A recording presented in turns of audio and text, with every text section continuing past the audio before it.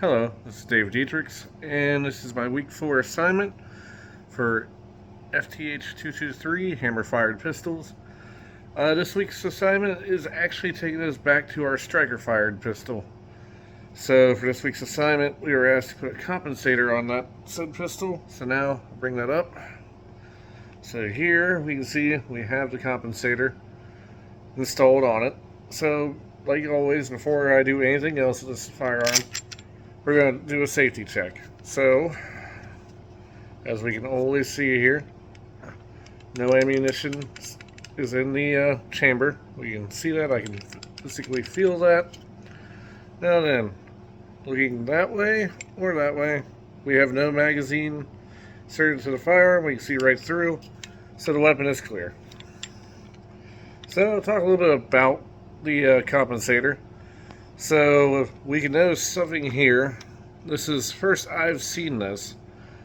So this compensator is actually mounted onto the guide rod where the recoil spring sits. I've never seen anything like this before. First time for me.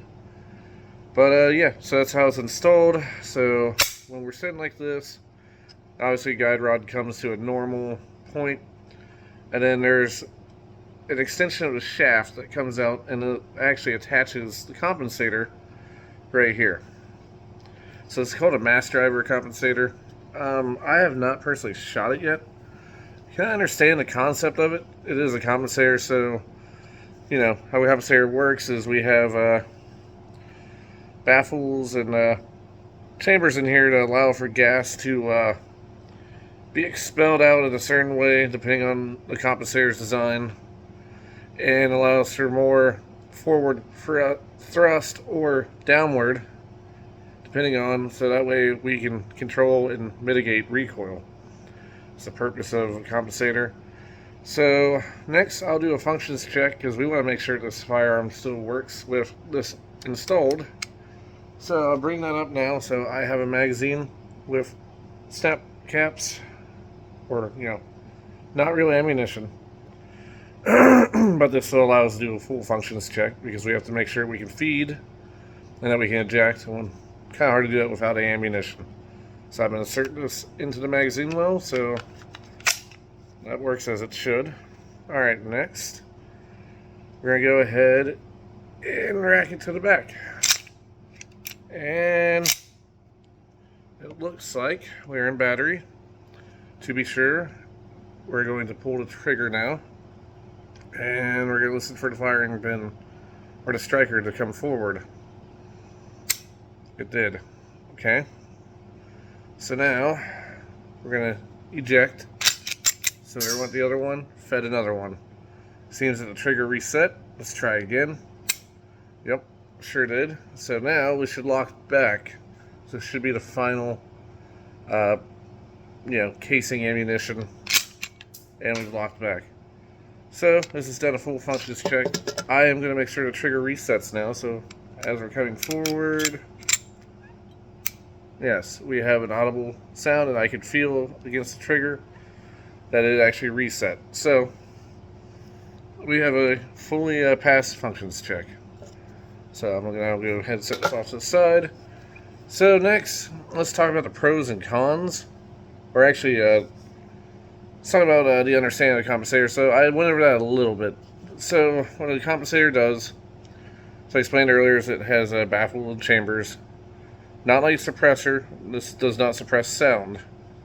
And this is to control and mitigate recoil. So it achieves that by having these. So you can see in here, we have our chamber. I don't think this one has exactly baffling. I guess up here these would be the baffles. Nothing too extreme, but this will be your chamber. So as the round is exiting, and it obviously has gas flowing behind it, pushing and propelling it, this is going to start bleeding off gas towards this way. It looks like these here on the side are going to go this way, and these are kind of just going to encompass both. And what that's going to do is that's going to direct the recoil. So now, instead of having it snap up on us, the idea is it should stay more flat and kind of come back.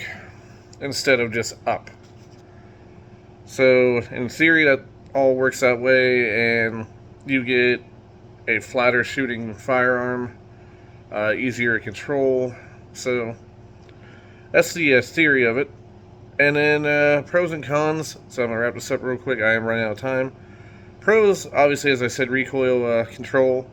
Cons, it adds a lot of weight to the front of this firearm. It is now front heavy, which to some that might be a pro. It's a con to me.